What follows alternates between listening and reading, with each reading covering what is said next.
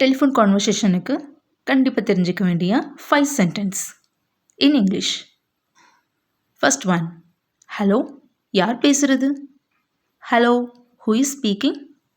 Hello, who is speaking? Second one, உங்கள் குரல் விட்டு விட்டு கேட்குது. Your voice is braking up. Your voice is braking up. Third one, கொஞ்சம் சத்தமாக பேச முடியுமா? Could you speak a little louder? Could you speak a little louder? Fourth one, எங்கள் சிக்னல் சரியாக கிடைக்கல. The signal is weak here.